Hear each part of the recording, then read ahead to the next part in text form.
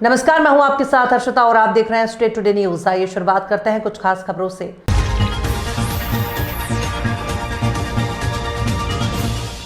मंदसौर जिले की जनपद पंचायत मल्हारगढ़ तहसील के ग्राम पंचायत बड़ पिपलिया के सरपंच जीवन सिंह चौहान ने अपने कार्यकाल में करवाए बहुत सारे विकास कार्य। सीसी रोड, नवीन पंचायत भवन और प्रधानमंत्री आवास भी बनवाए। सुने सरपंच की जुबानी। हाँ सर, क्या नाम है आपका? भवानी सिंह। कौन सी गांव में क्या पद पे सर आप? 2008। आपने क्या क्या विकास कराया सरपंच गांव में?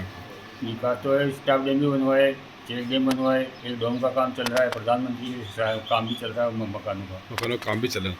आपको खेत सड़क की आवश्यकता है गाँव में? ये एक से एक खेत सड़क भी हो जाए तो अच्छा है। ये स्वच्छता अभियान में क्या करवाया आपने गाँव में? साफ सफाई करवाते रहते हैं टाइम से ना। नीमच जिले के सिंगौली तहसील की ग्राम पंचायत लोहारिया जाट के सरपंच प्रतिनिधि भवानी सिंह ने बताया, स्टेट टुडे की टीम को विकास कार्य गांव में सीसी रोड बनवाई, स्टाफ डैम बनवाए, प्रधानमंत्री आवास बनवाए, एक और डोम का काम भी प्रगति पर है। सुनिए सरपंच प्रतिनिधि की जुबानी। हाँ सर, क्या नाम है आपका? भवानी सिंह। कौन सी गाँव में क्या पद पे सर आप? 2008। आपने क्या क्या विकास कराया सरपंच गाँव में? विकास तो है, स्टाफ डैम भी बनवाए, चेक डैम बनवाए, एक डैम का काम चल रहा है, प्रधानमंत्री काम भी चल रहा है मकानों का काम भी चल रहा है। आपको खेत सड़क की आवश्यकता है गाँव में? ये एक से एक खेत सड़क भी हो जाए तो अच्छा है। ये स्वच्छता अभियान में क्या करवाया आपने गाँव में? साफ सफाई करवाते रहते हैं टाइम से ना। ये अटेंडेंस के विरोध में पुरानी पेंशन और नियुक्ति दिनांक से वरिष्ठता बहाली को लेकर पिपलौदा में आज कर्मचारियों का जोरदार प्रदर्शन। अधिकारी कर्मचारी संयुक्त मोर्चा के आह्वान पर विकासखंड स्तर पर चलाए जा रहे आंदोलन में आज पिपलौदा विकासखंड के समस्त अधिकारियों कर्मचारियों द्वारा ई अटेंडेंस के विरोध में पुरानी पेंशन की बहाली को लेकर और नियुक्ति दिनांक से वरिष्ठता को लेकर जोरदार प्रदर्शन कर ज्ञापन दिया गया। सर्वप्रथम विकासखंड शिक्षा अधिकारी को ज्ञापन प्रस्तुत किया गया। इसके बाद रैली के रूप में चौराहे पर पहुंचकर एक ज्ञापन मुख्यमंत्री के नाम तहसीलदार को सौंपा गया। साथ ही विकासखंड के अंतर्गत विभिन्न स्कूलों में कार्यरत अतिथि शिक्षकों की समस्याओं को भी संयुक्त मोर्चे के माध्यम से उठाया गया।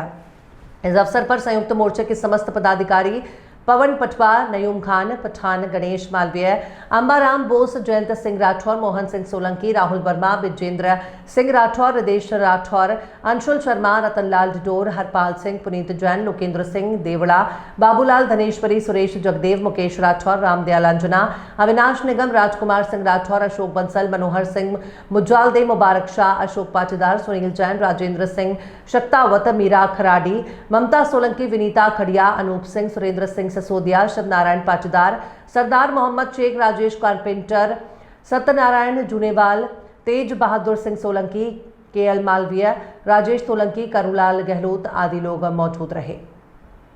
मेरे सम्मानित शिक्षक साथियों, आप सभी को मेरा प्रणाम, नमस्कार। दोस्तों, अभी नहीं तो कभी नहीं, ई अटेंडेंस जैसा गंभीर मुद्दा सरकार के गले की फांस बन चुका है। हमारे याचिकाकर्ता आदरणीय सत्येंद्र सिंह जी तिवारी साहब, उन्होंने जबलपुर हाईकोर्ट में इसकी अपील दायर की है और इस अपील की 2 तारीखें लगभग 6 तारीख 10 तारीख आज की हो चुकी है। आज की तारीख में सरकार ई अटेंडेंस को लेकर के पूरी तरीके से फंस चुकी है। जो सवाल माननीय न्यायालय ने जो हमारे वकील साहब को, जो याचिकाकर्ता के जो वकील हैं, उनसे बात हुई तो शासन के जो वकील हैं उन्होंने इस ई अटेंडेंस के पूरे मुद्दे को झूठ परोस करके जज को और न्यायालय को गुमराह किया है। इस गुमराह की सजा भी सरकार भुगतेगी। कोर्ट ने ये बात याचिकाकर्ता और जो शासन के वकील हैं उनसे ये बात कही है और शासन के जो वकील हैं उन्होंने ये बात रखी है कि वर्तमान में मध्य प्रदेश के लगभग 73% जो शिक्षक हैं वे ई अटेंडेंस को लगा रहे हैं और इतने एप्लीकेशन से उसमें ये जा रहा है। तो मैं अभी सारे शिक्षकों से अपनी निवेदन करना चाहता हूं, अपील करना चाहता हूं कि आप समझ सकते हैं कि शासन अभी दोहरी नीति अपना रही है। एक तो शिक्षकों को बरगला रही है, दूसरा न्यायालय के सामने झूठ बोल रही है। 73% हम हमारे एप्लीकेशन से अटेंडेंस नहीं लगा रहे हैं, यह बात शासन के वकील ने वहां पर झूठ परोसा है। वहां पर मात्र 27% उपस्थिति दिखाना थी, लेकिन उन्होंने 73% उपस्थिति दिखाई है। माननीय न्यायालय ने भी इस बात को क्रॉस करते हुए बात बोली है कि अगर 73% आपकी उपस्थिति लगा रहे हैं, तो इस प्रकार इसका शपथ पत्र आपको सरकार को, न्यायालय को पेश करना होगा। यहां हमारी जीत हुई है। अगर ये शपथ पत्र माननीय न्यायालय महोदय अगर नहीं मांगते तो आज हम पूरी तरीके से जमींदोज हो चुके थे, हार चुके थे। लेकिन हमारे जो पक्षकार वकील हैं उन्होंने ये बात रखी मुस्तैदी के साथ में, और उन्होंने ये कहा है कि मध्य प्रदेश में इस प्रकार के अटेंडेंस के जो एप्लीकेशन है वो खतरनाक है, और वो सरकार किसी भी प्रकार के कर्मचारी के साथ फ्रॉड हो सकता है। सरकार इस चीज को समझे, लेकिन सरकार कहीं ना कहीं दोहरा मापदंड अपनाते हुए हमें ई अटेंडेंस लगाने के लिए मजबूर कर रही है। साथियों, मैं आपसे अपील करता हूं, अभी भी मौका है, जाग जाओ। मरना नहीं है, लड़ना है। हम कहते हैं ना कि हम सोए हुए को जगा सकते हैं, मुर्दों को नहीं जगा सकते। लेकिन आज हमारे कुछ शासकीय कर्मचारी, जैसे 73% शासन ने बोला है ना, शासन ने बोला है वहां पर कोर्ट में कि 73% वहां पर ई अटेंडेंस लग रही है, जो झूठ है। और वो लोग इसको सत्य साबित करने के लिए हैं जो मरे हुए हैं, जो सोए हुए हैं। जो शिक्षक अभी तक जागे नहीं है, वे लोग हमारे इस मुहिम को फेल करेंगे। हमने पैसा खर्च करा है, हमने न्यायालय में लगाने के लिए वकील खड़ा करा है, हम दिन रात हर चीज को सड़क पर उतर के लड़ रहे हैं, सरकार से दो हाथ कर रहे हैं। यहां तक कि हमने फिर एक आज 10 तारीख को हमने ज्ञापन देने के लिए हमारा मुहिम चालू हो गया है। रतलाम जिले का बाजना, जावरा, सेलाना, आज पिपलौदा कल करेंगे हम। इस तरीके से टोटल मैं पूरे मध्य प्रदेश के सभी शिक्षक साथियों से अपील करता हूं कि इस लड़ाई को खत्म मत होने दें और आप इसे मुस्तैदी के साथ लड़ें। और जो हमारे माननीय न्यायालय ने कहा है कि आप 73% अगर कोई शिक्षक लगा रहे हैं उपस्थित, तो इसका शपथ पत्र प्रस्तुत कीजिए। 15 तारीख को यह शपथ पत्र शासन प्रस्तुत करेगी। अगर मान लो शासन इस प्रकार के शपथ पत्र प्रस्तुत करने में गलत साबित होती है तो इसके ऊपर दंड भी है। और दंड यही है सर कि श्रीमान जी, आपने गलत जानकारी क्यों प्रस्तुत करी, क्यों कर्मचारियों के जो याचिका लगाई थी उसको आपने लंबे समय तक खींचा, क्यों आपने इसको न्यायालय का समय बर्बाद किया। आज हम ये चाहते हैं कि समस्त शिक्षक जितने भी हैं एकजुट होकर के सरकार के इस अवहेलना का मुंह तोड़ जवाब दे। आज सरकार खुद औंधे मुंह गिर रही है क्योंकि वो झूठ बोल रही है और झूठ के साथ खड़ी और हम सच्चाई के साथ खड़े हैं। आज मैं खुद कहना चाहता हूं कि हमारे जितने भी शिक्षक हैं उसमें अभी ये 10 और 15 5 दिन के दायरे में सरकार इतना आप पे प्रेशर बनाएगी कि लगभग मैं मान रहा हूं कि 15 से 20 या 25% ये अटेंडेंस लगती होगी, लेकिन 70% से ऊपर अटेंडेंस नहीं लग रही है। सरकार इसको उल्टा पेश कर रही है। मैं आपसे ये अपील करता हूं कि आप इस 70% ये अटेंडेंस को 100% खारिज कर दीजिए, अपने मोबाइल से इस अटेंडेंस के एप्लीकेशन को अनइंस्टॉल कर दीजिए। मैं आपसे यही अपील करता हूं और मुस्तैदी के साथ 15 तारीख तक आपको ये सब चीजें करना है। धन्यवाद। मुख्यमंत्री मोहन यादव ने संघ शताब्दी सभागार का लोकार्पण किया, बनाई मीडिया से दूरियां। मुख्यमंत्री डॉक्टर मोहन यादव अपने तय कार्यक्रम के अनुसार शुक्रवार दोपहर रतलाम पहुंचे। बंजली हवाई पट्टी पर हेलीकॉप्टर से उतरे। यहां कैबिनेट मंत्री चैतन्य कश्यप, विधायकों और कलेक्टर एसपी से उनकी अगवानी की। सीएम डॉक्टर मोहन यादव ने पूरे समय मीडिया से दूरी बनाए रखी। संघ शताब्दी सभागार का लोकार्पण के बाद सीएम 2 मिनट 45 सेकंड पर दोबारा हेलीपैड पहुंचे, लेकिन मीडिया के पास नहीं आए, जबकि प्रशासन मीडिया से बात करने की व्यवस्था की थी। यहां तक कि सभागार के लोकार्पण कार्यक्रम में मीडिया को एंट्री नहीं दी गई। लोकार्पण कार्यक्रम में मुख्यमंत्री के साथ विद्या भारती के क्षेत्रीय संगठन मंत्री अखिलेश मिश्रा, प्रदेश के एमएसएमई मंत्री चैतन्य कश्यप और रतलाम सांसद अनीता चौहान भी विशेष रूप से मौजूद रहेंगे। ये भयानक सांप लगभग 10 फीट का है। ये सांप पिपलौदा से तकरीबन 6 किलोमीटर दूर कालिया के मार नामक वार्ड के एक मजदूर परिवार के घर में दिखा। इसके बाद शिक्षक और सर्प मित्र गणेश मालवीय को तत्काल फोन लगाकर ये सांप की जानकारी दी और शिक्षक द्वारा तुरंत वहां जाकर देखा तो पाया कि सांप करीब 10 फीट लंबा है और बहुत ही ताकतवर था।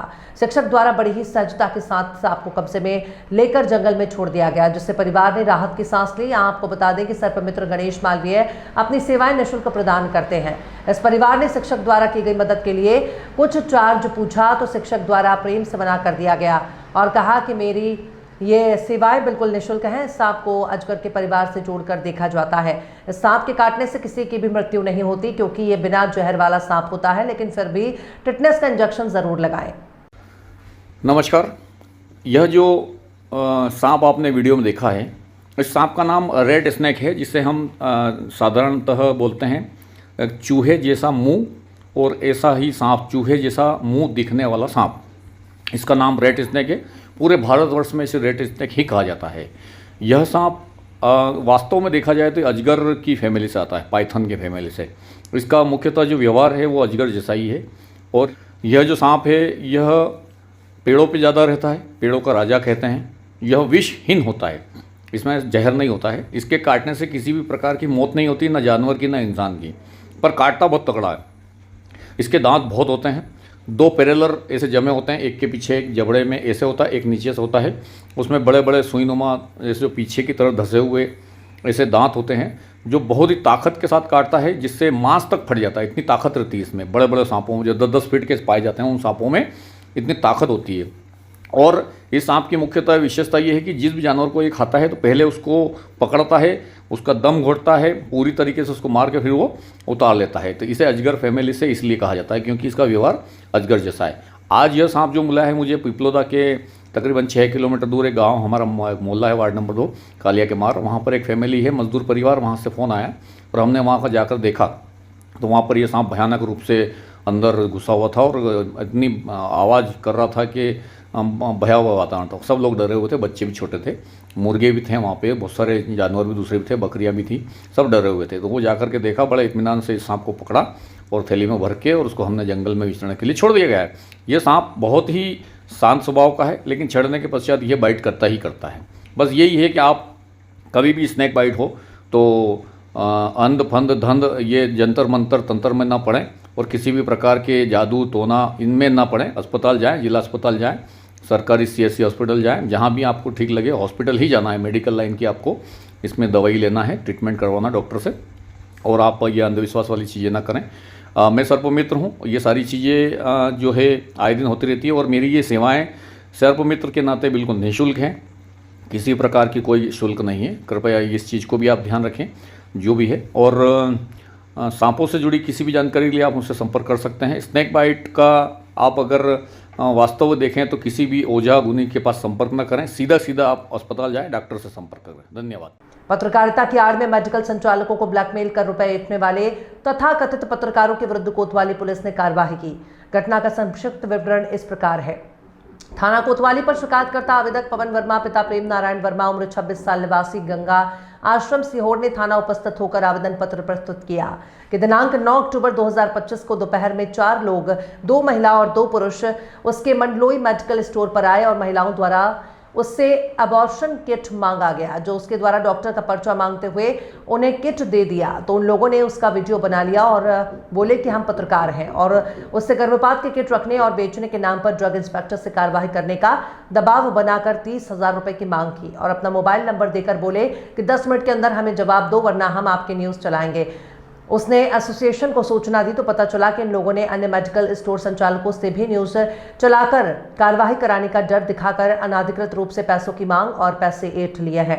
फरियादी की रिपोर्ट पर थाना कोतवाली में अनावेदक गण Amit Thakur, Vande Bharat, Live TV News, Prakash Dubey, New India channel, Sanjana Meena, Suhani India News और शिवानी यादव के विरुद्ध अपराध धारा 308, 308(3), 3(5) BNS का कायम कर विवेचना में लिया गया। पुलिस थाना कोतवाली की टीम द्वारा आरोपियों के विरुद्ध पर्याप्त साक्ष्य संकलित कर आरोपियों को विधिवत पुलिस अभिरक्षा में लेकर पूछताछ की गई, जिनके द्वारा अपना अपराध स्वीकार किया गया, जिनका विधिवत मेमोरेंडम तैयार कर वैधानिक कार्यवाही की जा रही है।